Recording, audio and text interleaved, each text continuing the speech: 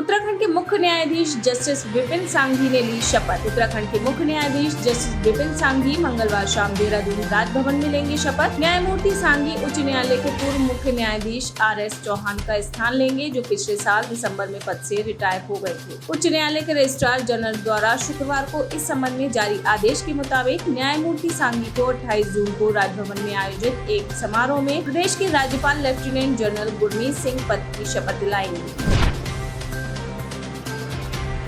जम्मू कश्मीर में घुसपैठ करते हुए पाकिस्तानी घुसपैठिया ढेर। जम्मू कश्मीर में पाकिस्तान से लगी अंतर्राष्ट्रीय सीमा पर घुसपैठ की कोशिश में एक पाकिस्तानी घुसपैठिया को सीमा पर तैनात BSF के जवानों द्वारा चेतावनी देने पर ना रुकने पर BSF के जवानों ने 3 राउंड फायरिंग की। सुबह स्थान की तलाशी के दौरान एक लाश बरामद हुई, परंतु उसके पास से कोई संदिग्ध वस्तु बरामद नहीं हुई। आगे की कार्रवाई के लिए शव पुलिस को सौंप दिया गया है।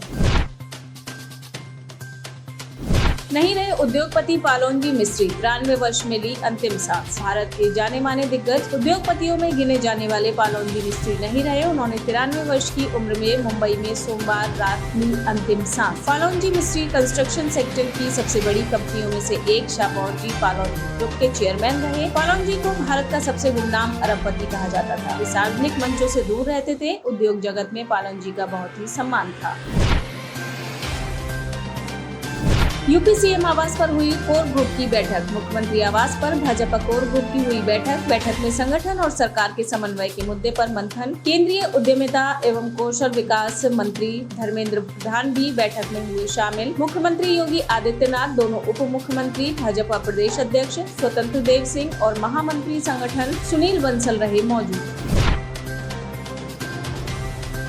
पत्रकार मोहम्मद जुबैर को दिल्ली पुलिस ने गिरफ्तार किया। अल्ट न्यूज के सह संपादक पत्रकार मोहम्मद जुबैर को धार्मिक भावनाएं भड़काने के आरोप में दिल्ली पुलिस ने किया गिरफ्तार। दिल्ली पुलिस की स्पेशल सेल ने जुबैर को IPC के सेक्शन 153/295A के तहत अरेस्ट किया है। GST परिषद की बैठक शुरू। GST परिषद की बैठक शुरू हुई। वित्त मंत्री निर्मला सीतारमण की अध्यक्षता में हो रही है बैठक। GST परिषद की 47वीं बैठक 28-29 जून को 2 दिन चलेगी। इस बैठक में GST को लेकर महत्वपूर्ण तथ्यों पर होगी चर्चा।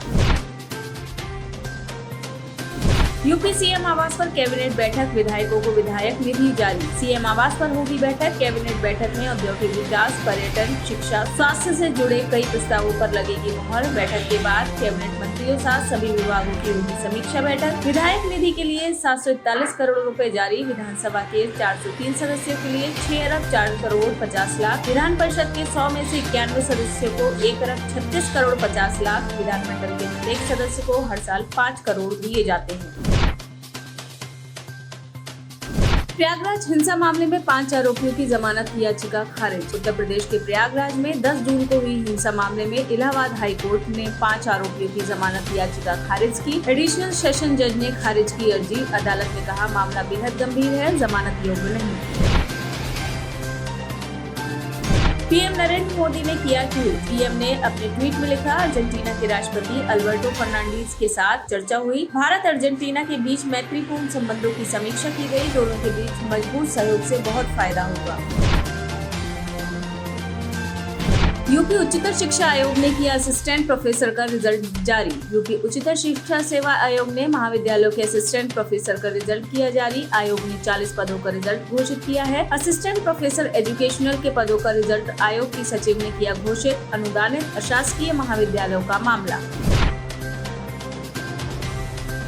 शिवसेना विधायक सुभाष देसाई ने दी खुली धमकी। महाराष्ट्र में मचे सियासी घमासान बीच उद्धव ठाकरे सरकार में मंत्री सुभाष देसाई ने शिवसेना के बागी विधायकों को खुली धमकी देते हुए कहा कि बागी विधायक मुंबई एयरपोर्ट आए तो वहां से आधे विधायक सीधे जाएंगे शिवसेना भवन, बाकी को एयरपोर्ट से बाहर नहीं निकलने दिया जाएगा।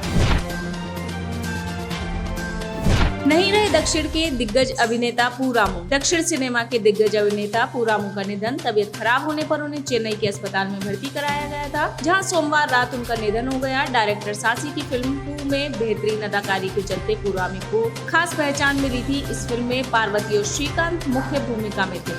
इस फिल्म में उनके खास अभिनय की वजह से ही उनका नाम खूब पड़ा था। पूरामू ने कई बेहतरीन फिल्में दी, जिसमें मुख्य रूप से परियेरुम पोएरुमम, करनान सूरारई, कोतु अहम है। परवीन फातिमा की याचिका पर हाई कोर्ट ने यूपी सरकार से मांगा जवाब। उत्तर प्रदेश के प्रयागराज में 10 जून को विरोध प्रदर्शन के दौरान हुई हिंसा के मुख्य आरोपी जावेद मोहम्मद उर्फ जावेद बम के घर पर बुलडोजर चलाए जाने को लेकर जावेद की पत्नी परवीन फातिमा की याचिका पर यूपी सरकार के अधिवक्ता से जवाब मांगा। मुकुल राय ने दिया इस्तीफा। टीएमसी के वरिष्ठ नेता पश्चिम बंगाल विधानसभा की लेखा समिति के अध्यक्ष मुकुल राय ने खराब स्वास्थ्य का हवाला देते हुए पीएसी के अध्यक्ष पद से अपना इस्तीफा दे दिया। रॉय ने अपना त्यागपत्र विमान बनर्जी को सौंपा है। 3 साल बाद फिर शुरू होगी जेट एयरवेज की उड़ानें। 19 अप्रैल 2019 नरेश गोयल के जेट एयरवेज के प्रमोटर होते हुए कंपनी के दिवालिया हो जाने के कारण जेट एयरवेज की खस्ताहाल वित्तीय हालत के बाद अपना ऑपरेशन बंद कर दिया गया था। परंतु अपने नए प्रमोटर जालान कोलरॉक कंजोर्शियम का हिस्सा होने के बाद जेट एयरवेज 3 साल बाद फिर से उड़ान भरने को तैयार है। एयरलाइन को सुरक्षा क्लियरेंस भी मिल गई है। Aircraft fleet plan, network, product loyalty programme का ऐलान आने वाले दिनों में किया जाएगा। डीजीसीए ने जेट एयरवेज को उड़ान भरने के एयर ऑपरेटर सर्टिफिकेट दे दिया है, जिसके बाद विमान कंपनी फिर से अपनी कमर्शियल को उड़ान भर सकेगी। मंगोलियाई नागरिकों ने भगवान बुद्ध के पवित्र अवशेषों को दी अश्रुपूर्ण विदाई। उलान बटर के गदेन तेनजिंग मठ में 11 दिनों तक प्रदर्शित होने के बाद भगवान बुद्ध के कपिलवस्तु अवशेषों को मंगोलियन नागरिकों ने दी अश्रुपूर्ण विदाई। नालंदा बौद्ध परंपरा के बाद पवित्र बुद्ध के अवशेषों को एक धार्मिक जुलूस के रूप में मुख्य हाल में लाया गया, जब विशेष रूप से संघ के सदस्यों द्वारा विशेष प्रार्थना की गई थी। मठ के बाहर पवित्र अवशेषों को लाने के साथ एक चक्र ने सूर्य को घेर लिया, जो सभी उपस्थित लोगों के लिए खुशी लेकर आया, क्योंकि मंगोलियाई परंपरा में इसे एक धन्य प्रतीक माना जाता है। दुष्प्रचार के मद्देनजर ट्विटर ने की कार्रवाई। ट्विटर ने झूठ और दुष्प्रचार के मद्देनजर की है कार्रवाई। ट्विटर ने यूएन, तुर्की, ईरान व मिस्र स्थित पाकिस्तान के दूतावासों के आधिकारिक अकाउंट्स पर प्रतिबंध लगा दिया है। ट्विटर की इस कार्रवाई पर पाकिस्तान के विदेश मंत्रालय ने ट्विटर से प्रतिबंध हटाने के लिए आग्रह किया है। यूक्रेन एयरफोर्स ने फेसबुक पर शेयर की जानकारी। युद्ध के 118वें दिन यूक्रेन एयरफोर्स ने फेसबुक पर जानकारी शेयर करते हुए बताया कि यूक्रेनियन एयरफोर्स ने रूस की 1 मिसाइल, 2 ड्रोन और 2 गोला बारूद डिपो को नष्ट कर दिया है। बयान में कहा गया है कि एयरफोर्स ने कीव और डोनेट्स्क क्षेत्रों में 2 ड्रोन को मार गिराया।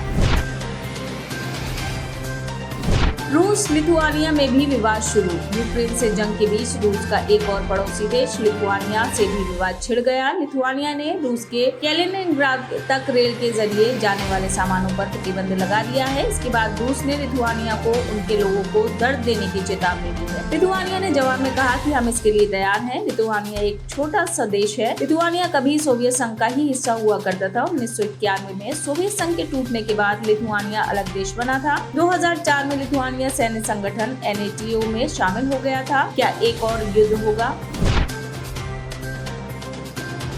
टेक्सास में ट्रैक्टर ट्रेलर में 46 लोग मृत पाए गए। दक्षिण टेक्सास में ट्रैक्टर ट्रेलर के अंदर कम से कम 46 लोग मृत पाए गए। ये घटना मानव तस्करी से जुड़ी हो सकती है। पीड़ितों की मौत के कारण को अभी तक पुष्टि नहीं हो पाई है। टेक्सास में इन दिनों तापमान 103 डिग्री फ़ारेनहाइट हो रहा है। घटना के पीछे अत्यधिक गर्मी का भी कारण हो सकता है। ट्रक में सवार अन्य 16 लोगों को सैन एंटोनियो के अस्पतालों में ले जाया गया है।